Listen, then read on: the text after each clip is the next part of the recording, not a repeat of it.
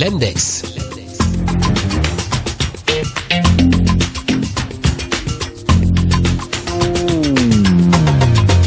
Une analyse de l'actualité canadienne et internationale. L'Index est une émission qui vous est proposée par Selim sur Radio-Québec Plus.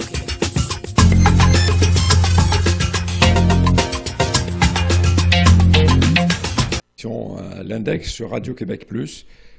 Ce soir, nous allons bien évidemment revenir sur l'attentat terroriste qui est survenu donc au Centre culturel islamique dans la ville de Québec dimanche dernier.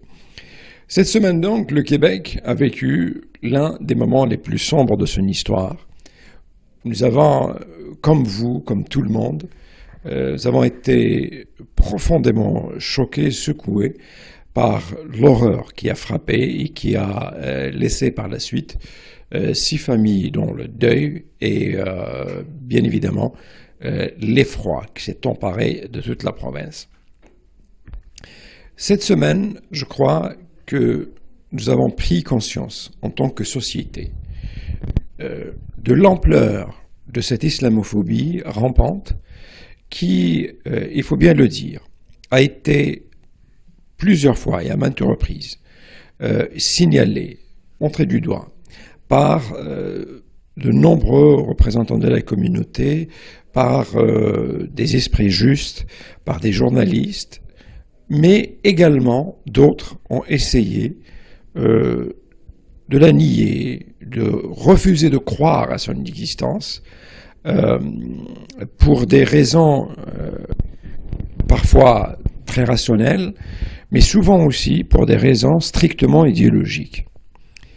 Je vous rappelle que ici même à cette émission, on en parlait il y a de cela quelques semaines, sur cette manière de voir le monde et de ne le comprendre qu'à travers ses fixations idéologiques.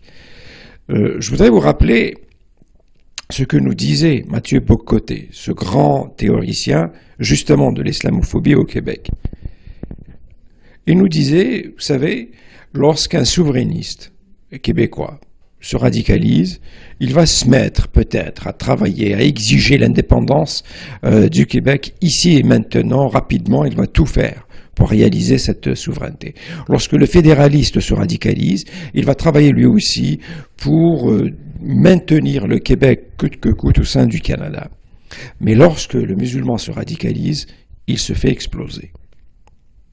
Et c'est cela, justement, l'exemple parfait de l'islamophobie. Cette manière de dire que la violence, elle n'existe que d'un seul côté, elle est absente de l'autre bord. Et cette manière aussi de nous dire que la genèse même de la violence, la source même, la motivation même de la violence, elles sont là, au sein même de la religion de ces gens-là. C'est leur religion qui les pousse à la violence, c'est la religion qui les transforme d'êtres normaux en monstres, etc. Et pourtant, on avait des indices qui nous disaient que ce que Mathieu Bock-Côté n'est que du racisme, que de la xénophobie, que de l'islamophobie. Et cette semaine, nous avons eu la preuve que la violence, que lorsqu'un souverainiste ou un fédéraliste ou quelqu'un d'autre se radicalise, généralement, quand on va à l'extrême, la violence, elle n'est pas l'apanage d'une seule communauté, elle n'est pas l'apanage d'une seule religion. La violence, elle peut venir de tous les côtés et de toutes les idéologies et même de toutes les religions. Cette islamophobie qui a été niée et qui, il faut bien le dire, a été aussi nourrie, alimentée, cultivée par des chroniqueurs, par des animateurs radio et plus grave encore par des politiciens ici même au Québec.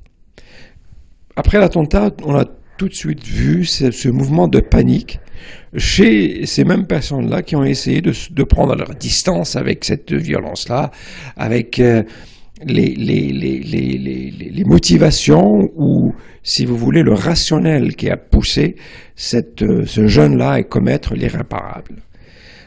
Les mêmes politiciens qui utilisaient des termes parfois extrêmement durs à l'endroit de la communauté musulmane se sont empressés de prendre leur distance avec cette violence pour nous dire, et nous n'avons pas les mains tachées de sang comme certains ont essayé de les accuser.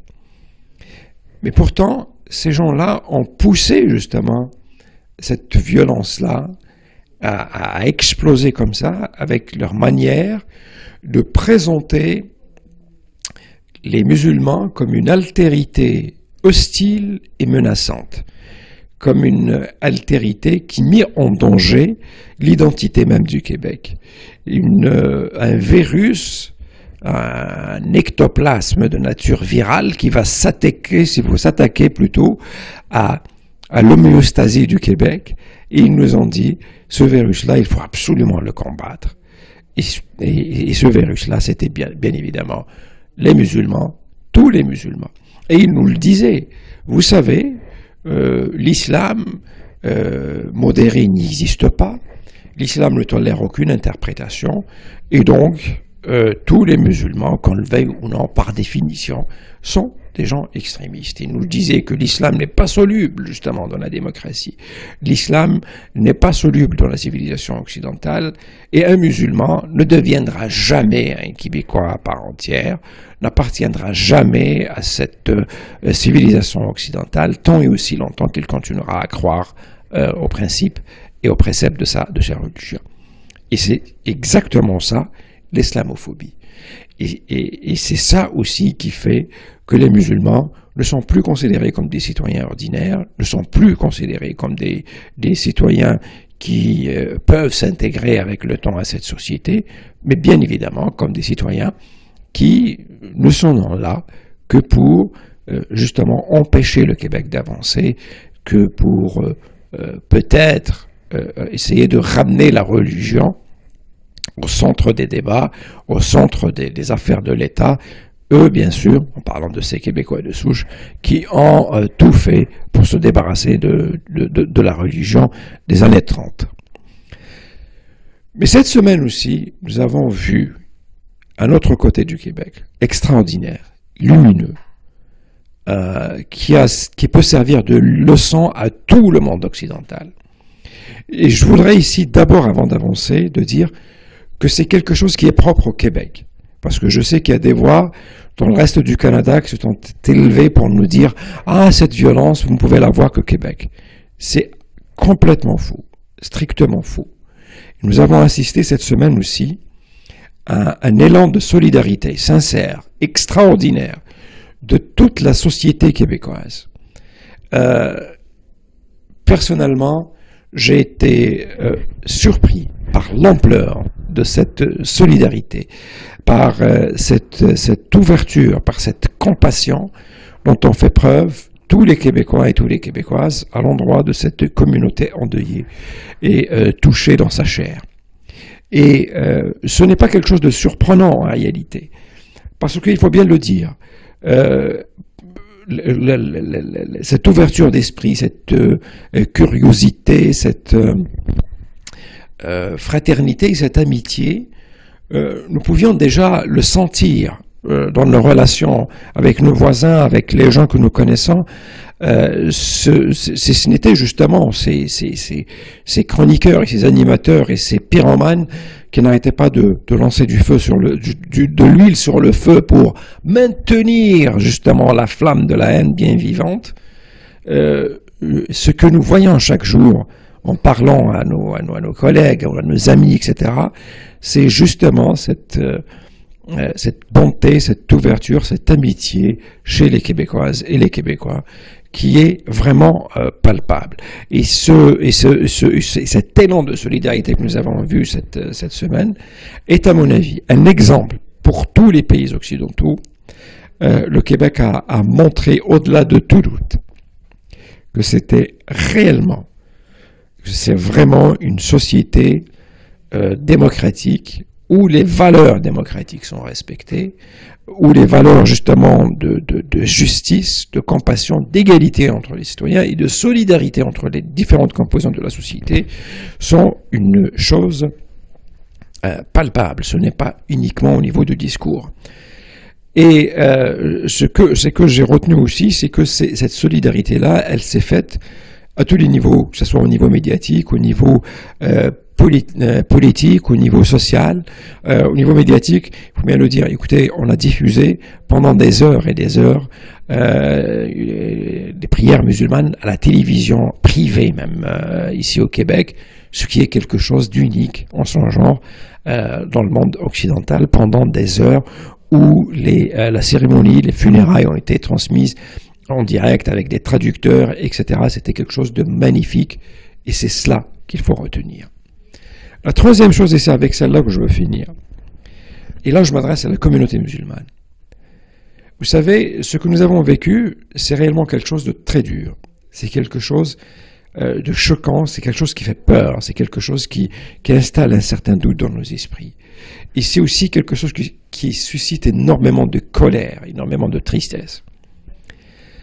Mais, comme on dit bien ici au Québec, à un moment donné, il faut tirer la plug. Il faut sortir de là.